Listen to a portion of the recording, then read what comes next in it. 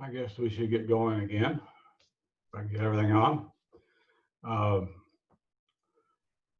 During the break, I tried to get into Banner to see if I could access um, class enrollment stuff, and I can't. So I still can't plug into groups for the purposes of grading stuff and things like that. But as I mentioned earlier, the groups are up there. So um, I guess we might as well talk just a touch about next week. Next week, you'll have two things.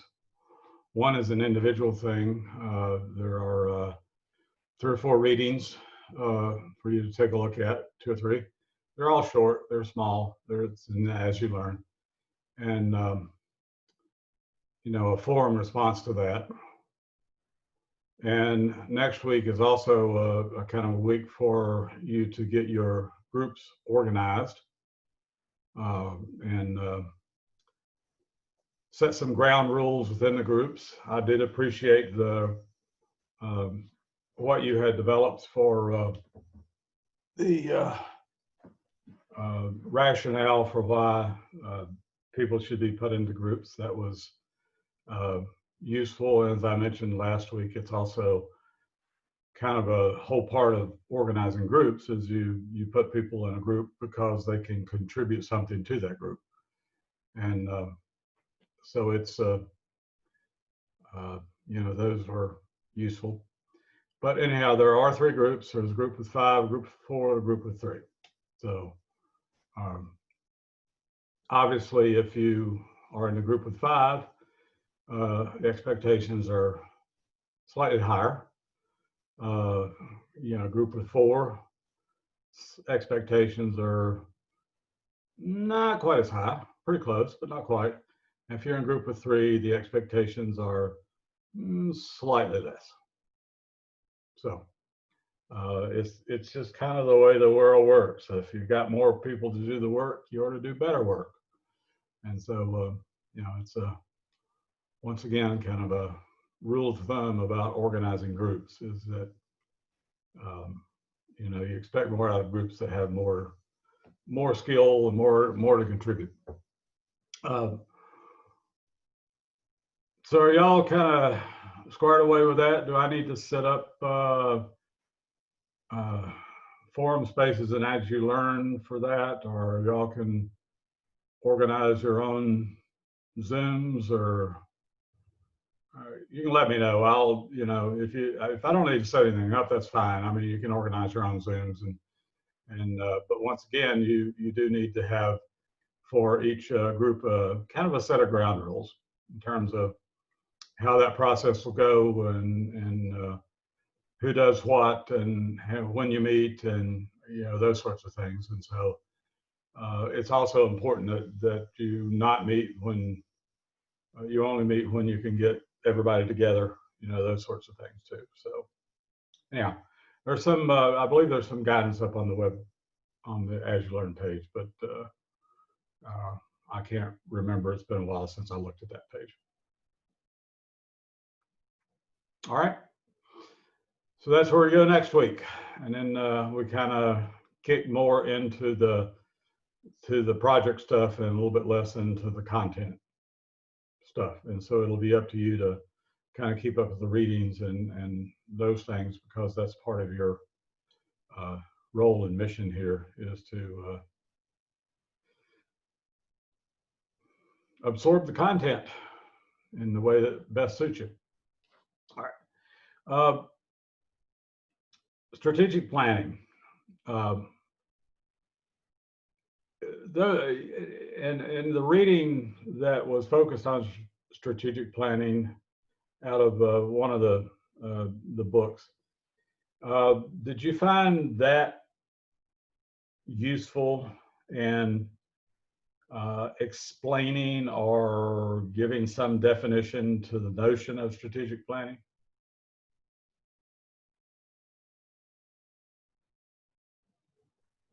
As I mentioned earlier, I have some little minor bones to pick with the reading, but no biggie.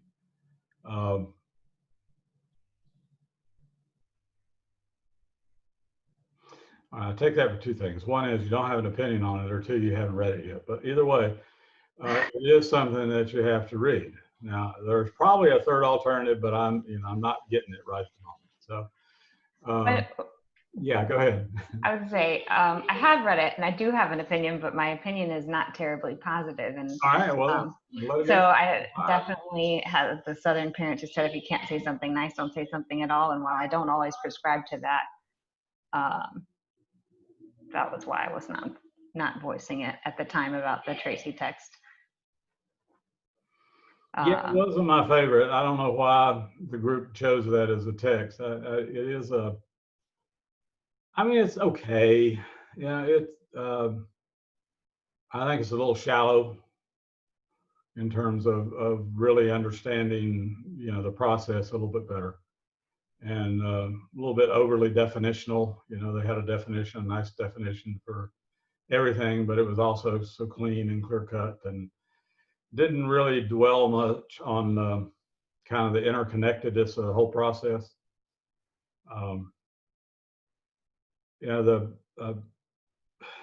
I've kind of been through a whole bunch of those, and I've had to lead a few of those strategic planning things.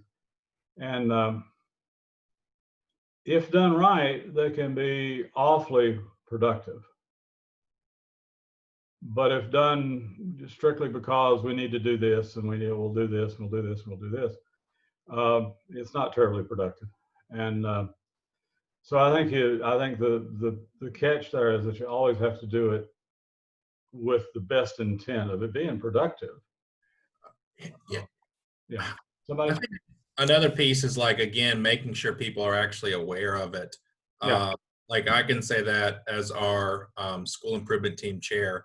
Like, yes, it's available online, but, like, if you don't know exactly where it is, you're not going to be able to find it. And then the other part is, again, like when you look at indicator goals, if you're a parent who hasn't really, learned all of the teacher lingo, again, indicator A.15C, you're just gonna be like, what this means, No, like, I will say, in terms of transparency, like, obviously we produce our minutes monthly, and one of our things is the feedback on, like, which goals we've targeted month to month. So, like, in a year's path, you can see progress made towards goals. But also, when we look at the long-term planning, you mentioned that as well. Like, obviously this pandemic has drastically changed goals that would have been measured or been achieved, especially when, like, academic and test data and things like that were removed from the equation. And it's like, will they be removed another year because we're still currently in this pandemic? Or again, like, going forward, are we going to be like, maybe we don't need to do all of this testing?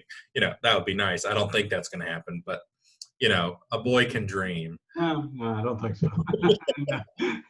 Yeah, it's don't get me started on the testing stuff. Okay, but it is the type of testing that we do is for politicians and other fools, and doesn't really get at what students know and can do as a result of instruction. And the fact that you can remember 3 of this or 4 of this or 5 of this, or what's the appropriate way to figure out this equation, or what's the appropriate way to do this. I mean, none of that. I don't want to get overly philosophical here, but okay. I probably will if I say I'm not going to do that. But we have a way. A long time ago, we decided to parse up everything so that math became math, chemistry became chemistry, physics became physics, biology became biology. Social studies became social studies, or geography, or history of this, or history of that, or whatever. And none of real life doesn't parse that well. That the whole notion of I thought we were having some hopeful movement at one point in time when ecology became a big focal point of education, because ecology, you know, includes things about human behavior, things about community behavior, things about science, things about math, you know, things about, you know, lots of different things. And those are the real world scenarios that people have to deal with. And, you know, the classic joke is, I don't know, you know, why X and Y are having a relationship anyhow. What do they mean to each other? You know, that's the math joke you hear. You know, I don't like, show me one time I've ever used algebra as a grown up and ever had to figure out the height of a telephone pole across the street from my house, and, you know, by measuring the number of steps over there and the angle. But yeah, it is. Hey, don't be hating on the math in the real world. I got to use that every day. All kinds of math, you know. I try to preach it every day and pulling teeth every day. So but math is, yeah, math is a part of a big conglomerate, ill-defined sort of set of knowledge and learning. And, you know, how many people understand that math, the basic methodology of math is simplification? You're always trying to simplify something. You're trying to take a complex system and simplify it. But do we ever teach kids that? Do we ever get, yeah, we're in the curriculum, do we teach kids that math is simplification?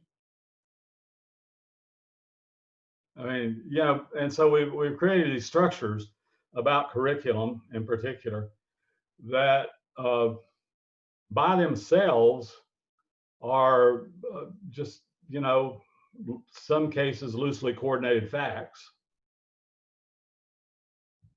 But when you look at them in a more interdisciplinary manner, or you look at them in a real world manner, looking at real world issues or, you know, things like that, you know, they make a whole lot more sense. But we've cloistered, you know, curriculum into these silos, and, you know, far be it from me to, you know, talk about breaking out of those silos.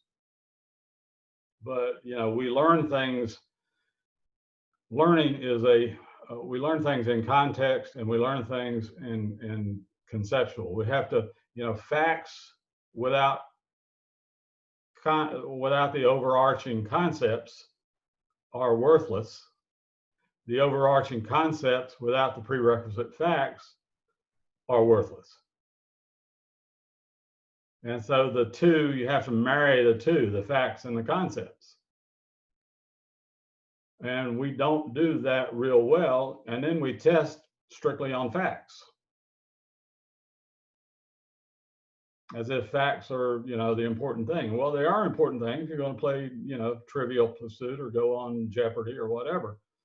But in terms of you know, getting along in life and confronting the issues that you confront in life, are they useful in and of themselves?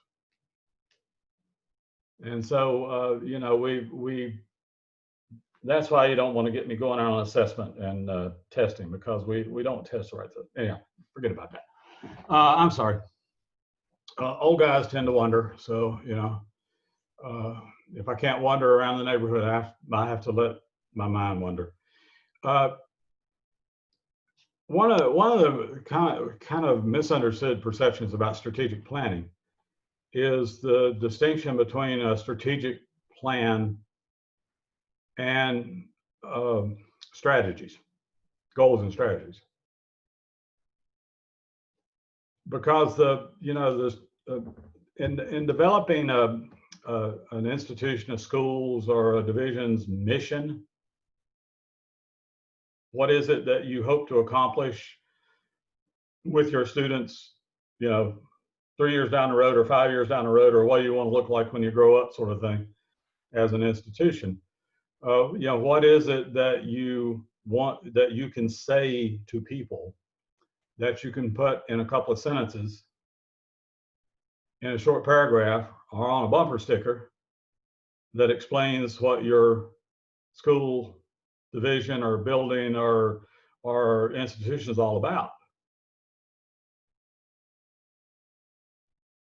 And you know, it's that level of value, of a value that strategic planning is designed to get to. Now, below that is the shorter term strategic model,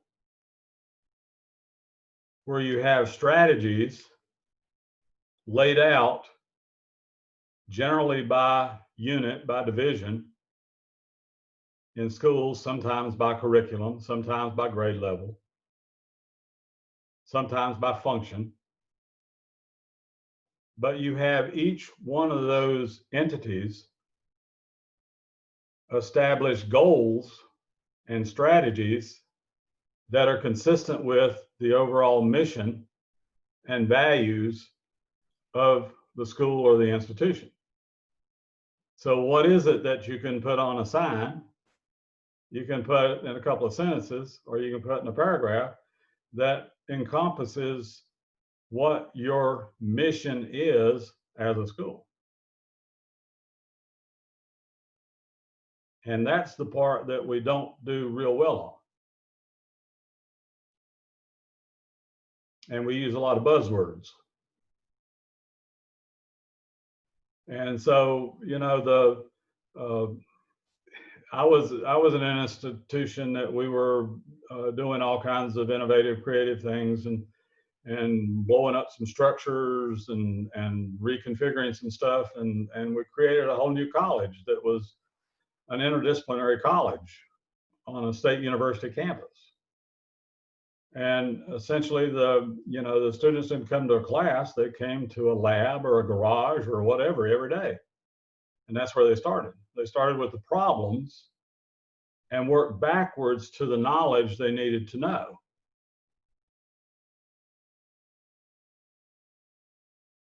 And so we came up with a strategic mission statement for that college, is that, you know, the College of Integrated Science and Technology is about the future.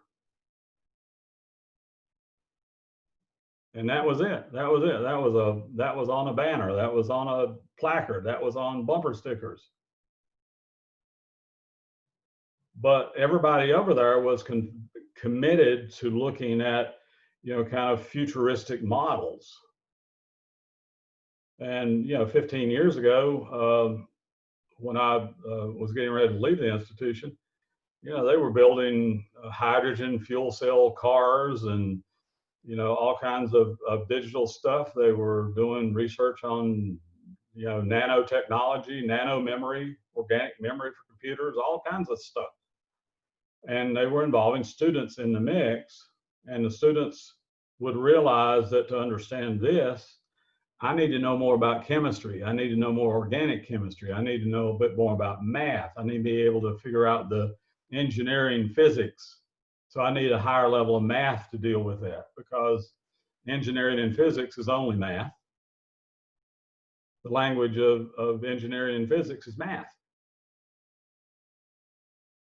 And so that was summed up what that institution, what that college was about. And so we said, it's about the future. Mission of this college is the future.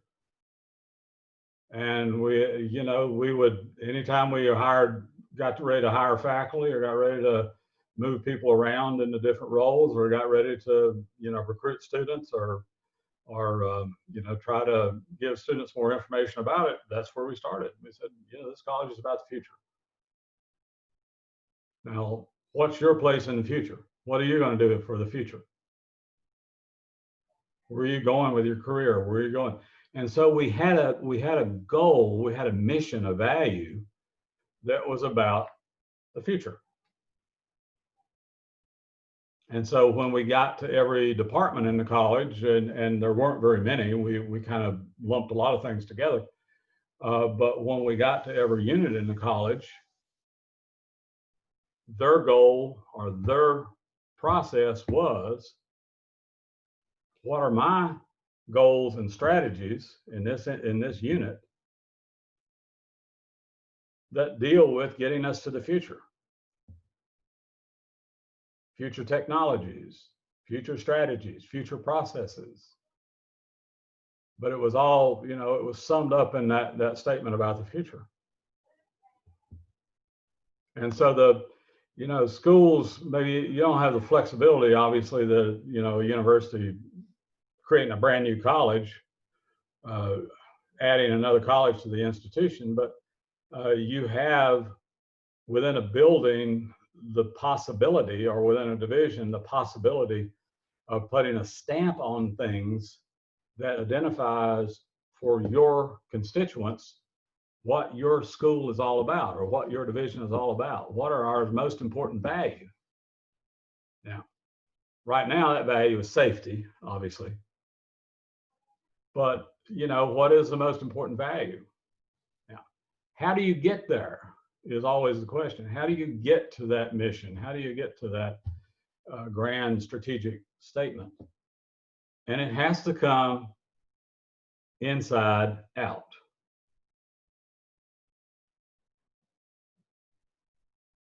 You know, it's kind of,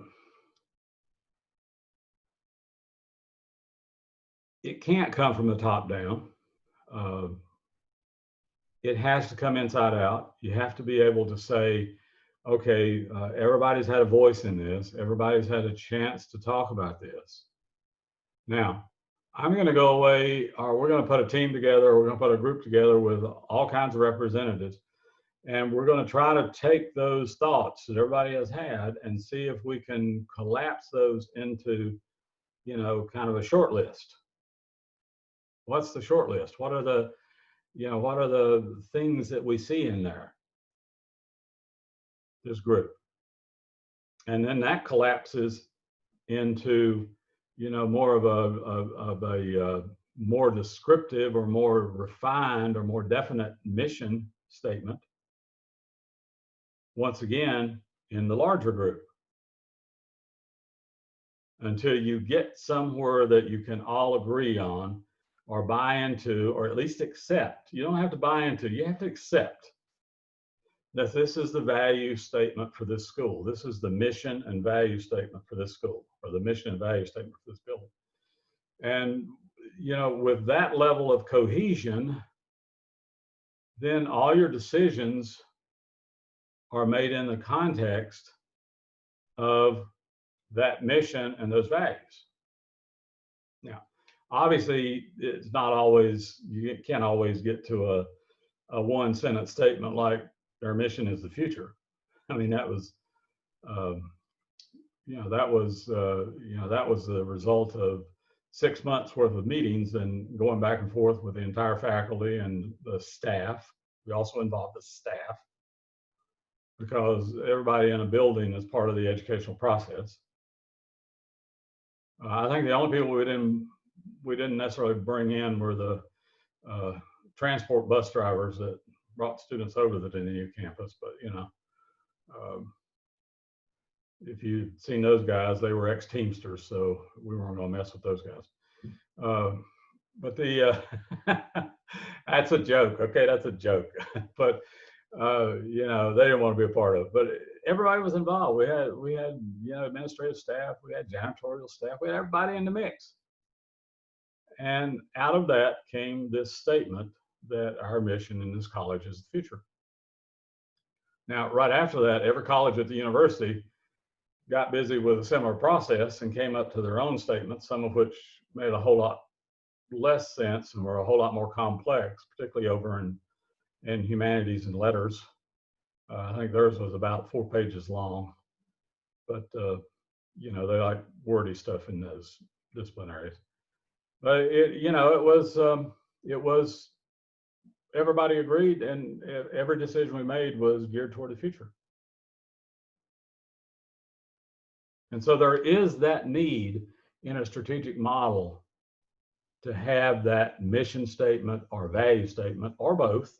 Sometimes mission is you know, made up of different values. You know, I once did some work with a Catholic school, and of course they had you know, they didn't have a purely secular mission. They also had a Christian mission, and so their mission statement was a little bit different. But once again, that was a value, and that value, you know, played into their mission statement. But it is, you know, that's the important part, and there's no secret to it. It's inside out, and it takes somebody with some care to make sure that you get, you know, capture all those things and know what to do with it. Have you seen a process like that?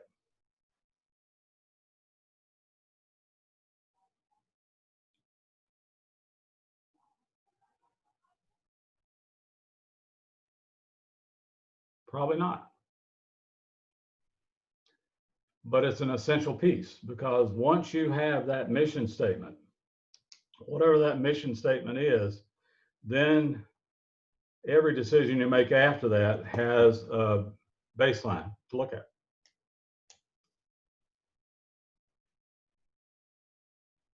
Let's say you have a mission statement that talks about lifelong learning. That's one of the common buzzwords. I'm not sure what lifelong learning really means in most people's minds, but let's say you have a mission statement that talks about lifelong learning. Well, how does that play out? What do you know, as someone writing, you know, goals and strategies within a building, you know, that 12.01 or whatever, you know, that you were talking about, as somebody is writing those things and developing those things, you know, how does that contribute to lifelong learning? What's the connecting thread that draws through that to lifelong learning?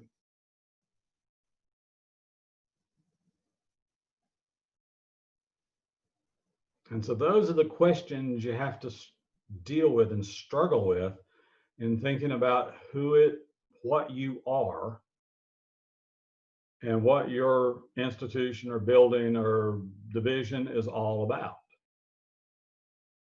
And that's how you build cohesion. That's how you build buy-in. That's how you get everybody on the same page. But you have to start with a mission statement or a value statement that everybody can believe in, if not totally buy into. And so that's the kind of the model of strategic planning that has some utility and has some long term. Now, does that mean it can't change? Of course it can change. Maybe you discover that that's not where you think you are, or maybe you discover that's not where you want to be, or maybe the leadership changes, or maybe anything can change. Your demographics change. You get redistricted, or you collapse districts, or whatever. There's going to be some of that going on in the next few years, because it's going to be hard to maintain small school divisions, and small school divisions will have to be collapsed into bigger school divisions in some instances, because that's economically and efficiently, that's the only way you can do it. But you know, we'll see some upheaval along those lines too, and so it becomes important to align those missions and values, you know, in that new setting. So if I ask you what your mission was in the school you're in or the division you're in, could you express it?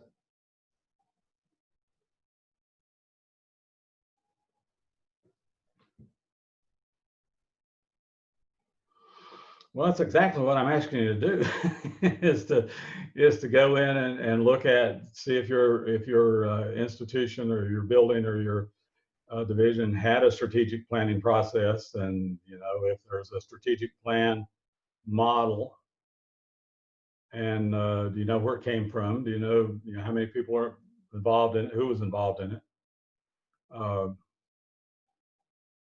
You know, if you're proud of it, you put it out there. If you're not proud of it, you hide it on a back page. But you know, one of the requirements for accreditation is to have a strategic plan. So everybody has one. But you know, it's just a matter of how well known it is, and you know, Duncan, like you were saying, I mean, who knows where it's at and who knows what it says? I mean, well, I mean, I think our mission, I mean, at least in my case, like our mission statement's painted on like every hallway. So it's very readily available. and that's what you do with a good mission statement. You Yeah. put it on every banner, you put it on bumper stickers, you put it on the hallway, you put it on the steps going up to the building. We don't have steps, but if we did, it could be there. You put it on the steps, yeah. But no, you want everybody to be to walk into that building or be in that building and know that this is what this building's all about. Now, I feel like there's certain buzzwords that always are on mission statements too, right? I mean, a lot, yeah. yeah. I mean, not that I discount them, because I definitely feel like it should be more accessible at my school. I don't know if anyone could actually tell you what our mission statement is, but they have available. But I do know that when it's discussed, and I've only remember it being discussed one time since I've been in my school 10 years, our mission statement. I just know that there are certain buzzwords they wanted to make sure that you had it. And that was more so like a county or a district suggestion, like make sure these words are in your mission statement. I don't know if it is directly tied to what our mission is, even though it probably should be. So I think it probably goes back to how effective are they being looked at and reformed over time, if that makes sense. Yeah. I mean, yeah, I think you bring up an interesting point. Like I know a couple of years ago, like with our county, again, when like a lot of schools were redesigning theirs and like doing all these studies to develop them, it was like the county's like, well, these are things collectively as a school district we should all value. So like, how do you incorporate these into your local setting? Yeah. And that's often the case. I mean, yeah, I mean, the division is going to have a mission too. And obviously the building's mission is going to need to be consistent with that at some level. You know, I think the thing here is not necessarily what is it, but that there's a process that has taken place and everybody knows what it is and everybody had a chance to be in that process. And so you can't have people saying, well, it's just another thing coming from the top down, you know, it's just another one of those things. Because each building is unique. The context is unique. The building itself is unique, unless you're in one of these cookie cutter type things that they used to build years ago. You know, when they had the basic school model they had years ago, where you had the big central area in the building, the court, and it was a basketball court / assembly hall / cafeteria, and then around around that floor up about a half a level was all the classrooms all the way around. And if you had a second floor, then there was a second floor. But the central atrium area was basically where the kind of auditorium, basketball court, you know, everything was, it had a multi-purpose cafeteria sort of area. And you could go into any school building, say 50, 60 years ago, and they look kind of like that, the old ones, the buildings that have been around for a while, because that was the model of building. But these days, there's not a model of building. I mean, so you have some variety based on the physical site and, you know, lots of things that you get into. But yeah, I mean, each building is unique. The characteristics are unique. The people in the building are unique. The leadership's unique. The programs are unique. And so it's not enough to say, okay, well, this is what the division says we have to do. Sure, you need to be consistent with that. But within each building, you can create your own sort of character and value system that's consistent with the division, but unique to your building. And that's what you're wanting to do. You're wanting to have everybody in your building including all your constituents, the students, the parents, everybody, to have, you know, kind of that thing plastered, you know, maybe they don't go as far as putting tattoos on their arms, but, you know, having that thing that makes them unique in an area, because schools are the center of a community. They still are center of a community. And so they're representative of the community. And so you want everybody in that community to understand what that school's all about, what the goal, what the mission is, what the values are. And that's the whole point of strategic planning. I mean, you can read the material on strategic planning. I can give you a bunch more. There's a bunch of stuff out there, but the sum total of it is that you want a unique culture and character for that building. You want them to know who you are. Now, it turns out sometimes that creates an issue. There's a school building just up the road from me here up in the Shenandoah Valley. And it was, for years, was known as the Stonewall Jackson High School. And they were known as the Generals. And so you can imagine what their battle flags looked like. And the whole thing, they had the Confederate symbols, the whole thing in it. Well, you know, for years, everybody around them has been trying to get them to give that up, but the community just wouldn't, because this is a very insular county there, and they don't, you know, 50% of the Civil War was fought within the boundaries of this county. And so their idea of history is quite different than most of everybody else's idea of history. Well, they caught so much push finally from, you know, new people moving into the area and new people coming into the county, that this year they had to get it done. They had to change the name of the school and get rid of the general and get rid of the battle flags and get rid of all that stuff. And they're having a devil of a time pulling that off. It would seem to be simple, but it's not. Because they had an identity and a value system, as egregious as it was, that was part of that community. And so that's a real complex issue to deal with, because, you know, you want people in that community to buy into the process and get into the process of how do we go about doing this, because quite frankly, we got to do this. I mean, we got to move into the 21st century and get out of the 19th century. And you know, it's a constant struggle up there. And I read different things in the paper every day, and you read the op-ed page and you get, you know, you go, who are these people? I mean, what planet do they live on? What world do they live in? But that was their, you know, their community. That's kind of what they based their community on up there. And so they, you know, but they basically, the Chamber of Commerce and the, you know, all the corporate entities up there, and, you know, they're looking, you know, they have a fair amount of industrial plants in the area up there. They've actually had couple of industrial plants threaten to shut down and move their facilities elsewhere, because they can't offer services, they can't deal with products in that environment. They just won't do it.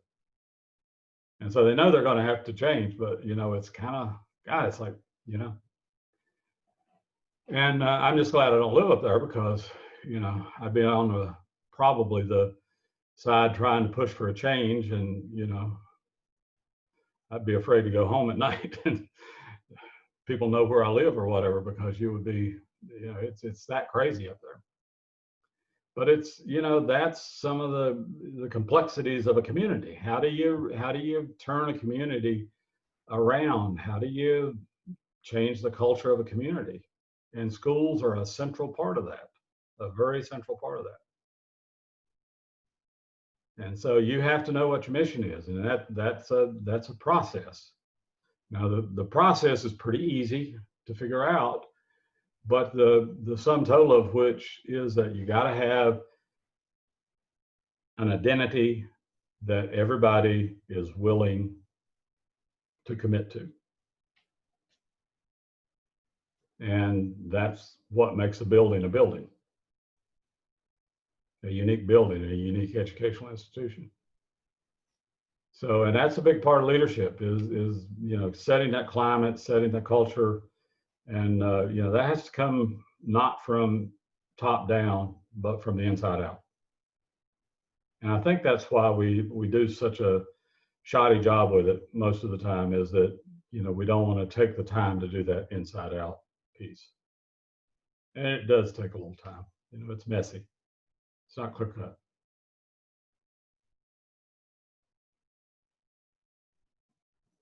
Thoughts? Questions? I think what makes that hard is when you have change of the guards at the top and their whole concept switches to micromanaging.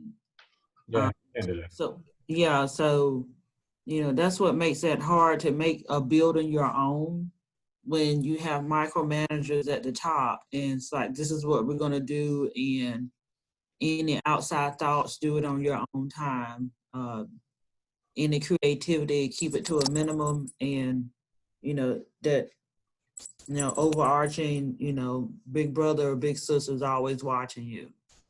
And that's what makes it hard to create a climate of your own and a culture of your own within a building, and not really be concerned about what the other schools look like, because it's your school. But when you have micromanagers at the top, that it makes it a struggle, and it wears out the leadership of the school to where they almost don't want to stay, because they rather go somewhere and be free and lead the school, like they would lead it, instead of being micromanaged. Yeah, I mean, that's I always kind of thought that people that felt they needed to micromanage a big organization or whatever have some basic insecurities of their own. But I won't get into personality defects. But I do think that you have to work within the space that you're allowed to work within. So in those little cracks and areas that you do have some leeway in, or the spaces like the look of the building, things like that you maybe have a little bit more leeway in, that's where you start. And once again, it's still an inside out sort of process where you're involving everybody in it, but you might not have big cracks that you can get into, but you work in those spaces that you're allowed to work in, and you make with the changes within those spaces that you can make, or that people can agree to. Change for change's sake is meaningless too, but you got to get to a point where people can agree that we need to do this or we need to do that. And so if in my experience, micromanagers don't last too long anyhow. They kind of get they get people ticked off at them, and eventually you get the wrong person ticked off at them. And you can't have everybody hate you. Somebody's got to like you if you're going to stay in an organization. And so it becomes a battle of perseverance, I think, sometimes. And you put up with things at the top that you have to put up with for a while. But you work within the cracks, you work within the spaces, and you want people in the building to feel that they know that you're on their side, so to speak. I mean, I don't like the notion of taking sides and being subversive in a building and things like that. I think those are crazy things too, and inevitably will lead to a bad outcome.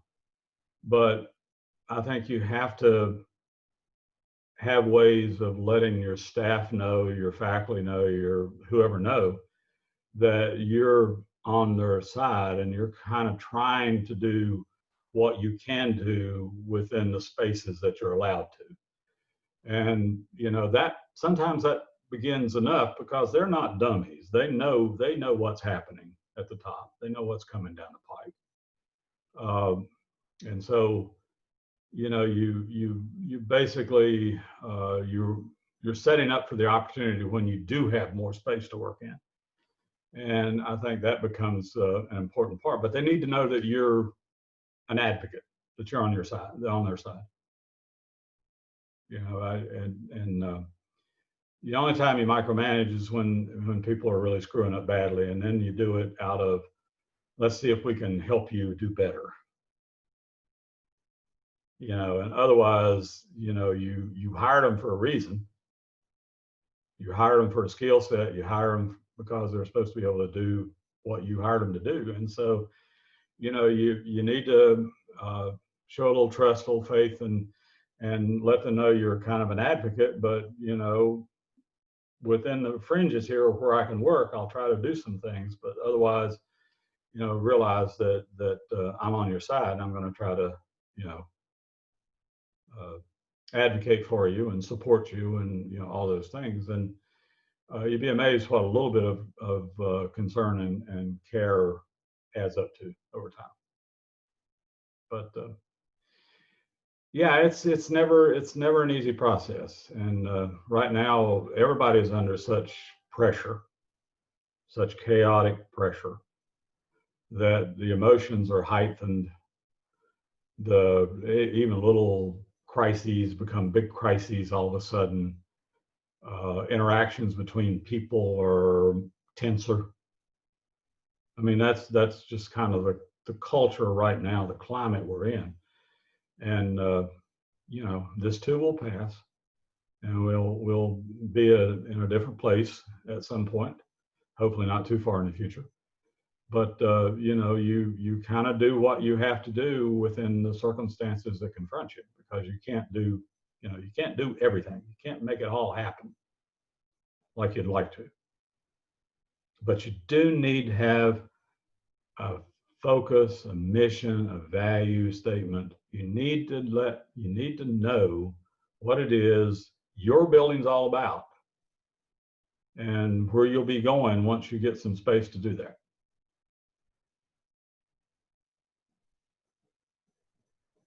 I apologize, folks. I didn't mean to talk all this much, but this is a near and dear sort of subject to me. This idea of transforming schools, and schools that are making schools better places for kids to come to, better places for teachers to work at, you know, better places for community to kind of focus around and rally around. And yeah, I think we can get there. I think we can do that. I mean, I'm an advocate for public education. I think we can get there. I just think we need to realize that this is unusual times. This is, you know, it's not the end of days. It's just, you know, it's the tragedy we're having to deal with at the moment. And it too will pass.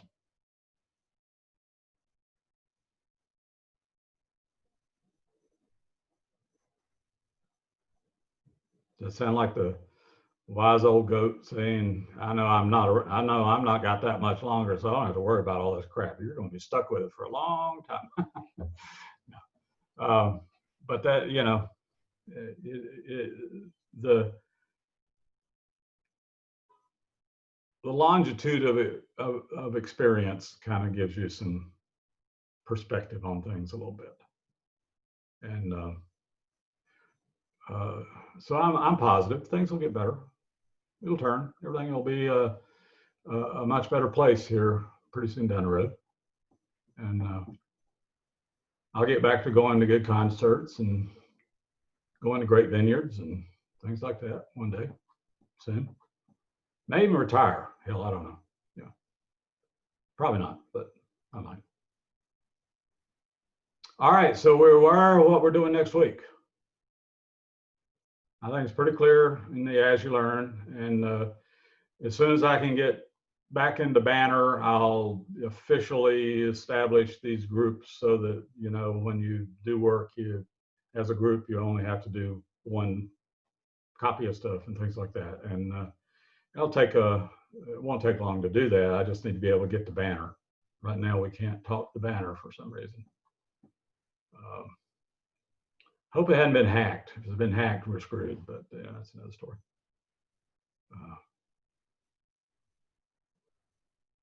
we've created all these new systems for accessing information records and all. And every one of them's got a security flaw somewhere. And so, you know, hackers are having a field day right now. They're hacking everything they can. But all right, folks. Well, I'll leave you alone. I'll quit bellowing on like an old guy. And I guess there'll be some other material coming out for me over the next week or so. I'll probably touch base with you next week just to remind you that you're organizing your groups and clarifying, you know, where those groups go from there. And then we will be back together after that some, but we'll also be asynchronous a fair amount as we play this out, because the group work becomes more important than you know, any sort of meeting content work. Okay, folks, have a good evening. Stay safe, and you know, tomorrow will be a better day. Night.